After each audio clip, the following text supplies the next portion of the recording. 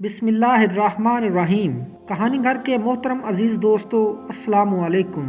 حضرت جابر رضی اللہ تعالی عنہ کہتے ہیں، میں نے دیکھا کہ حضور نبی کریم صلی اللہ علیہ وآلہ وسلم نے فاقوں سے شکم اقدس پر پتھر باندھ رکھا ہے، جسے دیکھ کر میرا دل بھر آیا۔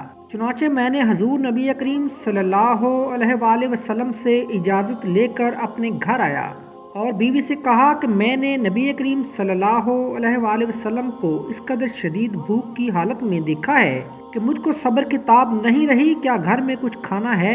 بیوی نے کہا کہ گھر میں ایک سا جو کے سوا کچھ بھی نہیں ہے۔ میں نے کہا کہ تم جلدی سے اس جو کو پیس کر گوندھ لو، اور اپنے گھر کا پلا ہوا ایک بکری کا بچہ میں نے ذبح کر کے اس کی بوٹیاں بنا دیں، اور بیوی سے کہا کہ جلدی سے تم گوشت روٹی تیار کر لو، میں حضور نبی کریم صلی اللہ علیہ وآلہ وسلم کو بلا کر لاتا ہوں۔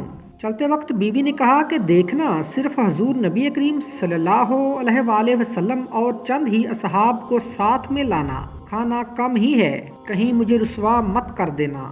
حضرت جابر رضی اللہ تعالی عنہ خندق پر آ کر چپکے سے عرض کرتے ہیں کہ یا رسول اللہ صلی اللہ علیہ وآلہ وسلم، ایک سا آٹے کی روٹیاں اور ایک بکری کے بچے کا گوشت میں نے گھر میں تیار کروایا ہے، لہٰذا آپ صلی اللہ علیہ وآلہ وسلم صرف چند اشخاص کے ساتھ چل کر تناول فرما لیں۔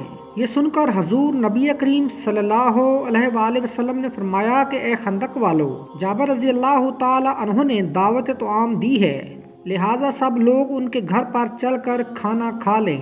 پھر مجھ سے فرمایا کہ جب تک میں نہ آ جاؤں روٹی مت پکوانا۔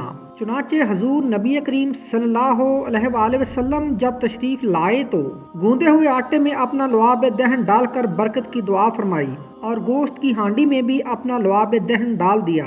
پھر روٹی پکانے کا حکم دیا اور فرمایا کہ ہانڈی چولہے سے نہ اتاری جائے۔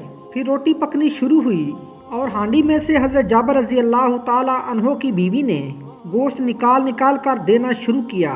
1000 آدمیوں نے آسودہ ہو کر کھانا کھا لیا، مگر گوندھا ہوا آٹا جتنا پہلے تھا اتنا ہی رہ گیا، اور ہانڈی چولہے پر بدستور جوش مارتی رہی۔ سبحان اللہ۔ محترم ناظرین، اگر آج کی ویڈیو آپ کو اچھی لگی ہو تو ہمارے چینل کہانی گھر کو لائک، شیئر اور سبسکرائب کر دیجیے۔